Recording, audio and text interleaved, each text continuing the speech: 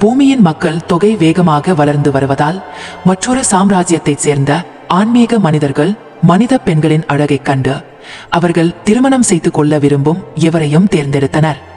ஆன்மீக மனிதர்களுக்கும் மனித பெண்களுக்கும் இடையிலான இந்த ஒன்றிணைப்பு ராட்சதர்களை உருவாக்கியது. அவர்கள் பல புராணங்களின் பொருளாக மாறினர். மனிதகுலத்தின் தீமைகளை கடவுள் கவனித்த போது மக்களின் எண்ணங்களும் செயல்களும் முற்றிலும் தீயவை என்பதை அவர் கண்டார். அது அவரை மிகவும் வருத்தத்தில் ஆழ்த்தியது. மேலும் அவர் மனிதகுலத்தை உருவாக்கியதற்காக வருத்தப்பட்டார். அவர் அறிவித்தார், என் ஆவி மனிதர்களுடன் என்றென்றும் நிலைத்திருக்காது, ஏனென்றால் அவர்கள் ஊழல் செய்கிறார்கள். அவர்களின் வழிகளை மாற்ற நான் அவர்களுக்கு 120 ஆண்டுகள் தருவேன் என்று கூறினார். ஆனால் பரவலான தீமை இருந்த போதிலும் நோவா ஒரு நீதிமானாக தனித்து நின்றார். அவர் கடவுளை பிரியப்படுத்தும் ஒரு வாழ்க்கையை வாழ்ந்தார். எப்போதும் அவருடைய சித்தத்தை பின்பற்ற முயன்றார். நோவாவுக்கு சேம், காம், யாப்பேத் என்ற 3 மகன்கள் இருந்தனர்.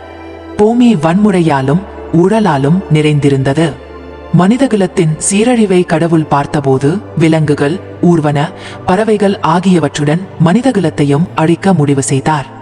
ஆயினும் கூட நோவாவின் நீதியின் காரணமாக அவரை மற்றும் அவரது குடும்பத்தை காப்பாற்ற கடவுள் தேர்ந்தெடுத்தார். வரவிருக்கும் வெள்ளத்தை தப்பிப்பிழைக்க ஒரு பெரிய படகு அல்லது பேழையை கட்டும்படி கடவுள் நோவாவுக்கு குறிப்பிட்ட அறிவுறுத்தல்களை வழங்கினார்.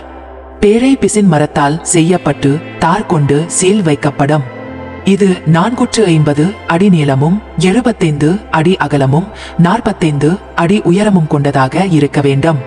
பேழையில் கீழ், நடுத்தர மற்றும் மேல் என 3 தளங்கள் இருக்கும்.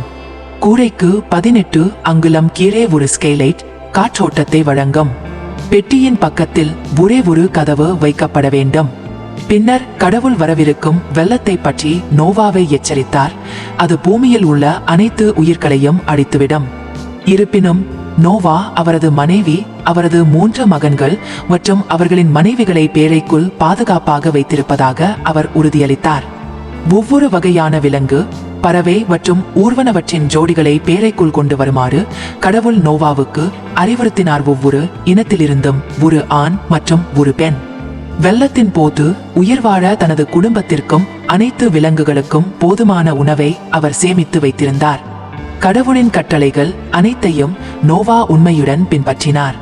தேவன் பூமியின் மேல் நியாய தீர்ப்பை கொண்டு வரும் நாளுக்காக ஆயத்தப்படுத்தி கட்டளையிட்டபடியே அந்த பெட்டியை கட்டினார். இது வரலாற்றில் மிக முக்கியமான கதைகளில் ஒன்றின் தொடக்கத்தை குறித்தது. இது கடவுளின் நீதி, கருணை மற்றும் நோவாவின் அசைக்க முடியாத நம்பிக்கையை காட்டுகிறது.